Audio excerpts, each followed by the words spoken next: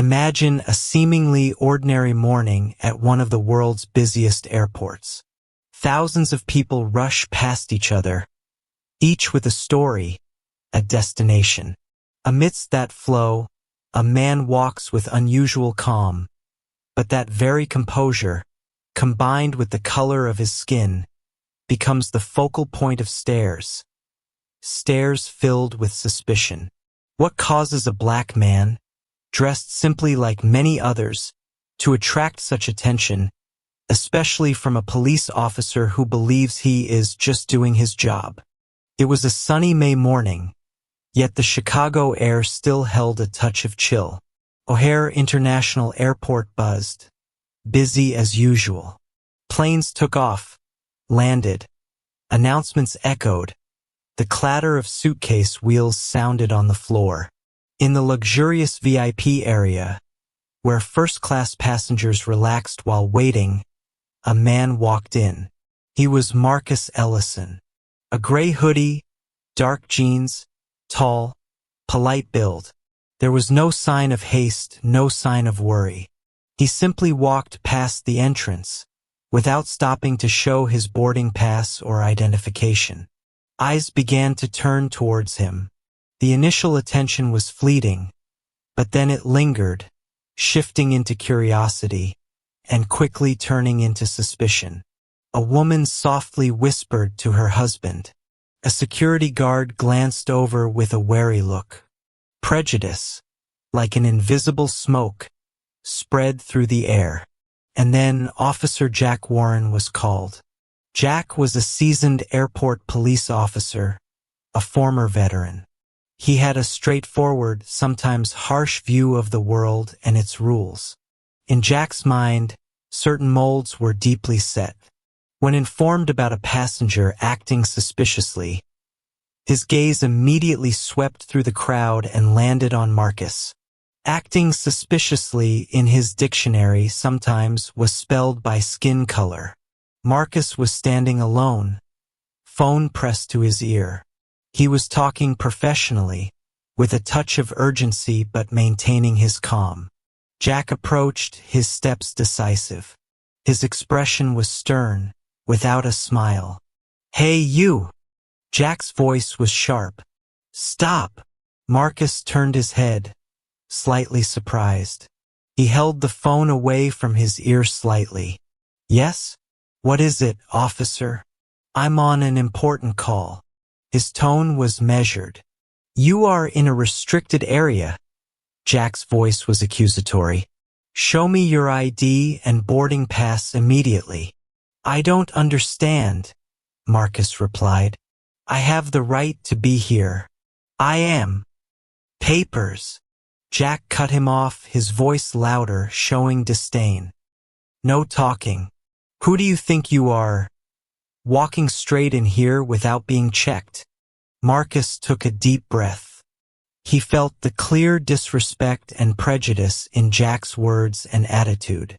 "Officer, I request you explain why I must show my papers. I have done nothing wrong." "What's with the attitude?" Jack stepped closer, his face annoyed. "Are you resisting arrest? I told you, show me your papers, or you'll be in big trouble." Marcus was about to open his mouth to say more, perhaps to explain who he was, but Jack did not give him the chance.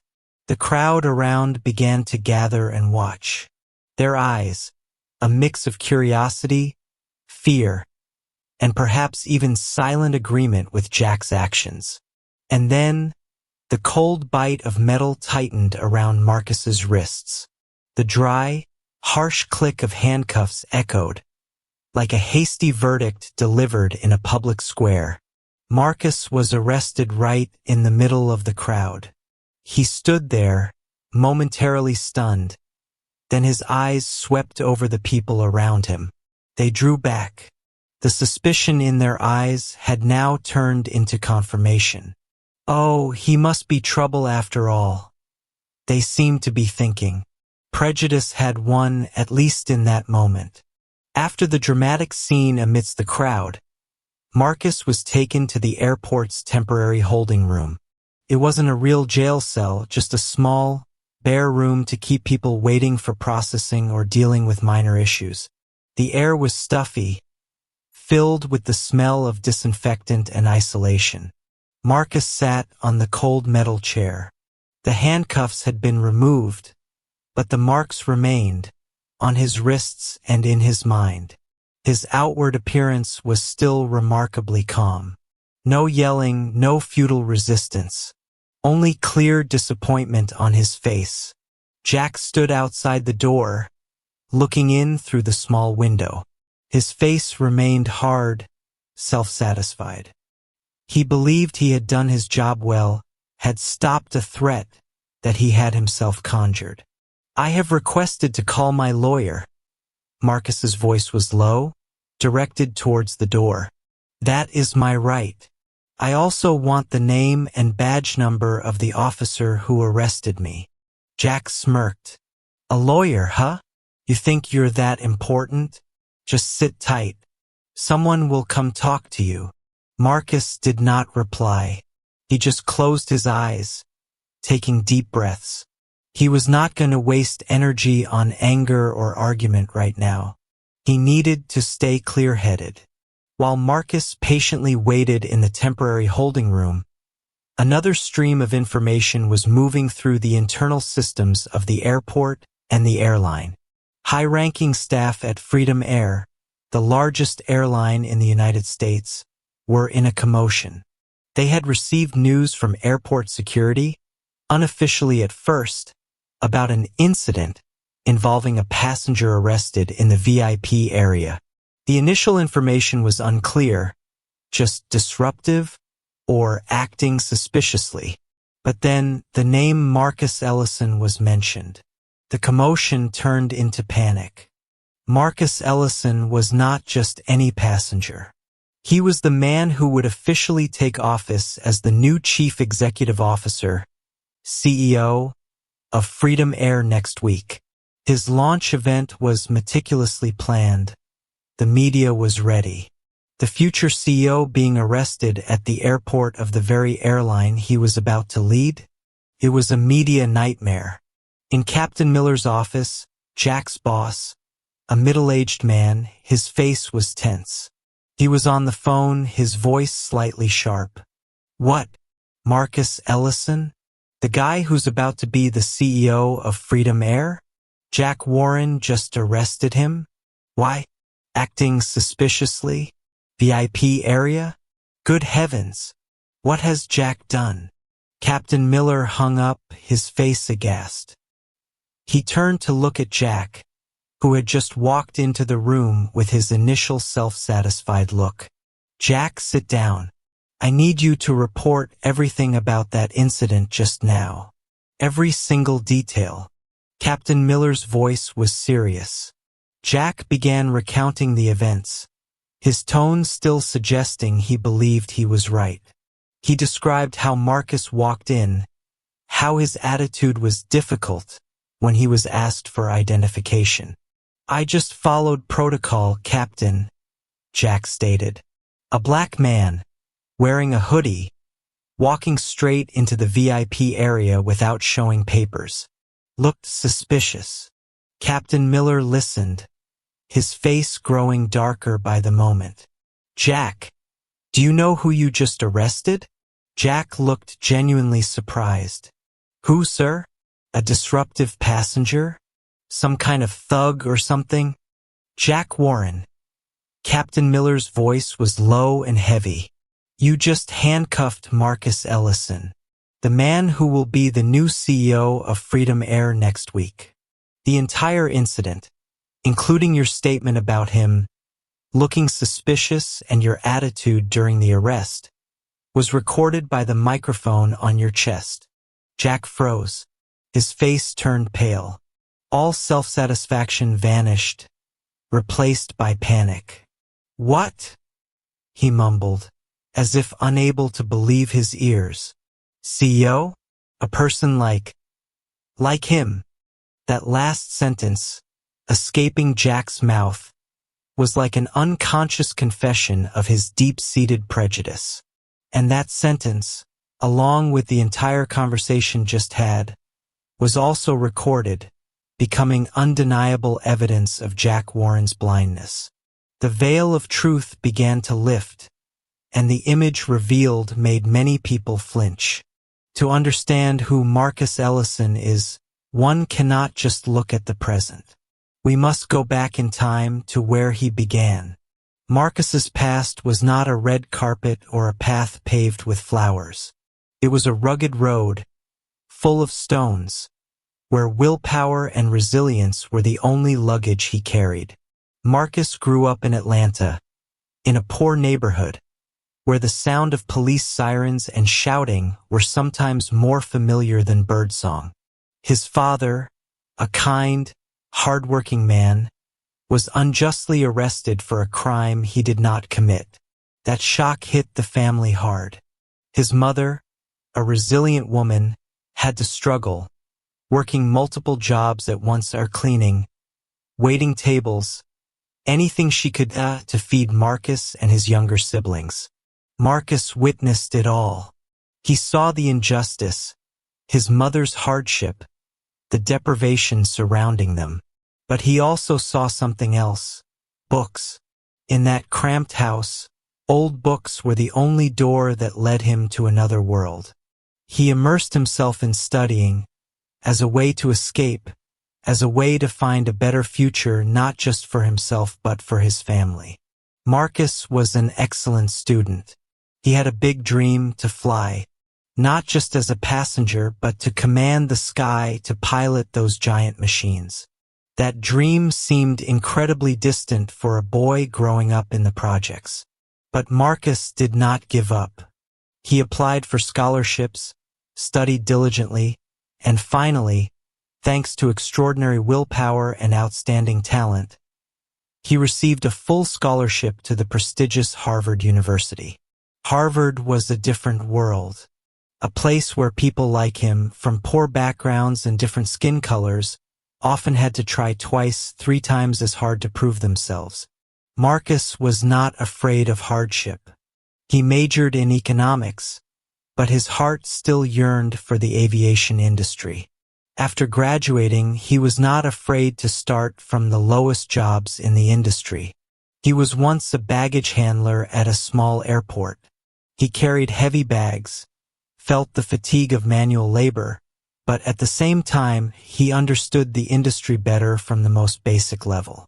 From there, he gradually rose, thanks to his sharp intellect, analytical ability, and strategic vision. He worked in planning, then business development. His groundbreaking ideas on optimizing operations, enhancing customer experience, and especially building a culture of fairness and equality within the company made a strong impression. He was not just a good businessman. He was a leader with heart, who understood the value of diversity and inclusion. It was that vision, along with his resounding successes as a strategist, that brought Marcus Ellison to the position of CEO of Freedom Air. The company's board saw in him not only a talented person but also someone who could bring a fresh wave to the industry, aiming for sustainable development and social responsibility. His launch event was anticipated not only because he was the youngest CEO in the company's history, but also because he was the first black man to hold the highest position in the U.S. airline industry. He was a symbol of hope, of change, of overcoming adversity. Now, looking back at the scene of Marcus sitting in the airport holding room, the story of his past becomes even more poignant. The black man, dressed simply, deemed suspicious enough to be handcuffed, was precisely the person about to lead an entire giant corporation. This truth brutally exposes the gap between prejudice and reality, between outward appearance and a person's true value. The stage lights were on. The air was thick with tension. Everyone was waiting for an explanation, waiting for an apology, waiting to see how the man who had been targeted by prejudice would react. This was a moment that would not only decide the future of Marcus Ellison and Jack Warren, but also a moment to look directly at the cracks within society. The press conference was held at Freedom Air's headquarters. The hall was packed with reporters, cameras pointed at the podium. Not only aviation media, but national news channels were also present. The incident at the airport had caused a stir. Marcus Ellison walked out, not in the hoodie from the day before, but in a well-fitting, elegant dark suit. His posture exuded dignity and confidence. He was not hurried, walking slowly, his gaze directed forward. His presence alone was enough to make a strong impression. Camera shutters clicked, whispers spread. According to the request of the company's leadership and perhaps also pressure from subtle public opinion, Officer Jack Warren was also present. He was positioned in a more discreet corner, but still visible to everyone. Jack's face no longer held the initial self-satisfaction or panic from yesterday. Instead, it was strained, reluctant, and clearly unwilling. He was about to do something he probably never thought he would have to do: publicly apologize. The chairman of the Freedom Air Board spoke a few opening words, his voice tense. Then Jack Warren stepped up to the podium. He held a piece of paper, his voice reading in a flat, dry tone. I am Officer Jack Warren.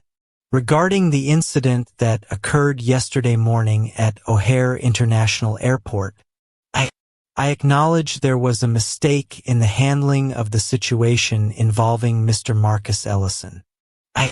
I regret the inconvenience caused. Jack folded the paper. He did not look at Marcus, his gaze avoiding him. That attitude, the way he read the apology, showed it was merely an unwilling obligation, not stemming from genuine remorse. And then it was Marcus Ellison's turn. He did not stand at the podium, but stepped out in front of it, closer to the audience, closer to Jack Warren. He did not read from a paper. He spoke from the heart. Marcus looked directly into the camera lenses, directly at the crowd. His voice was deep, clear, without a hint of resentment or bitterness, only calm and inner strength. Thank you, Officer Warren, for the apology. I accept it. But today I am here not just to talk about an apology or acceptance. I am here to tell you a story. The story of a busy morning at the airport. Marcus began to recount it. He described the feeling of walking into the VIP area, the attention focusing on him. He spoke of the phone call he was in the middle of, the sudden intervention, the request for explanation being ignored. He spoke of the coldness of the handcuffs. He did not hide anything, did not embellish. He simply stated the truth. As Marcus spoke, camera lenses occasionally panned towards Jack Warren's face. Jack's expression gradually changed. From the initial strain, it shifted to discomfort, then surprise, and finally obvious embarrassment. Hearing the story from the person it happened to, caused by his own actions, made it impossible for him to look away any longer. In that moment, being handcuffed in public, Marcus's voice became stronger, yet still maintained its composure. I did not feel angry. I felt heartbroken. Heartbroken that prejudice still exists that powerfully. Heartbroken that the color of my skin became a reason to be suspected, to be treated differently. Marcus paused for a moment, looking directly towards Jack Warren. Their eyes met briefly. Officer Warren said he was just doing his job. I understand. Protocol is important. But we need to ask ourselves, what is that protocol built upon? Does it, unintentionally or intentionally, contain prejudices deeply ingrained in society? He turned back to look at the crowd, his gaze sweeping over everyone. My story is not meant to humiliate any individual. It is a reminder to all of us that prejudice exists, that it can hurt, that it can prevent us from seeing a person's true value. Not the color of the skin, not the clothing, not the background, but actions, character, what we contribute, define a person. Marcus's final words in this section echoed throughout the room. The room fell silent for a moment. Marcus's words were not an accusation, but a mirror reflecting the hidden prejudices within each person's heart. And in that mirror, Jack Warren saw his own image, with all the blindness he had failed to recognize. Marcus Ellison did not stop at telling his story. He used it as a starting point for a larger commitment. As the new CEO of Freedom Air, he had the power to create change, not just within the company but within the aviation industry. Marcus returned to the podium, his voice full of hope and determination. The recent incident is simply a reminder of why I accepted this role.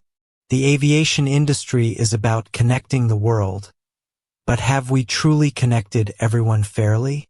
Today, I am proud to announce Freedom Air's new program called Flight Forward.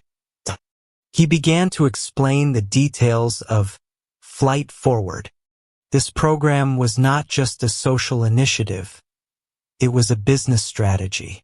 It included expanding recruitment channels, seeking and attracting talent from minority communities, especially the Black community, who are often overlooked in the industry.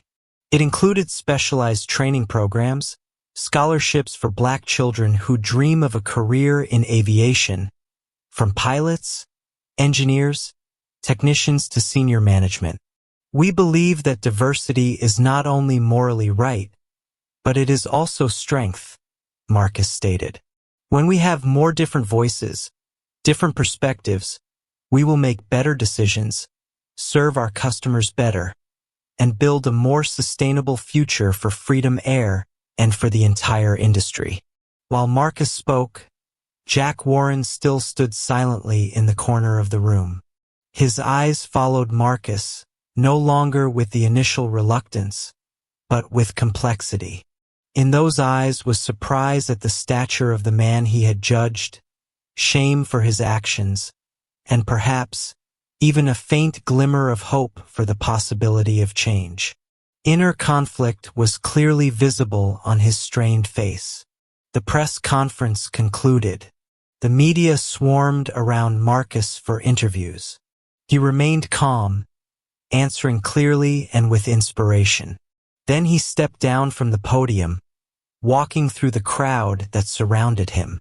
In the hallway, there was a group of young students watching, perhaps a class visiting the company headquarters.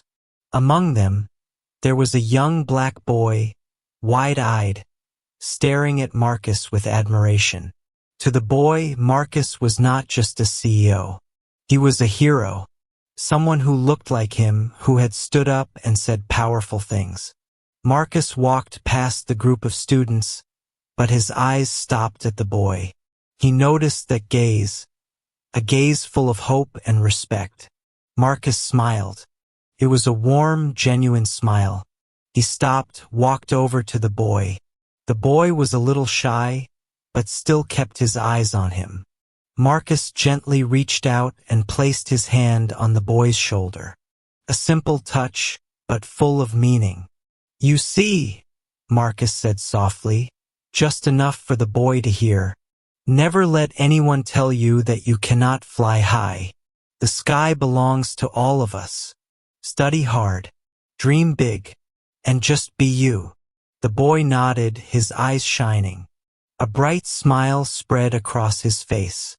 That touch, that smile, those words, they were not just encouragement. They were the passing of a torch.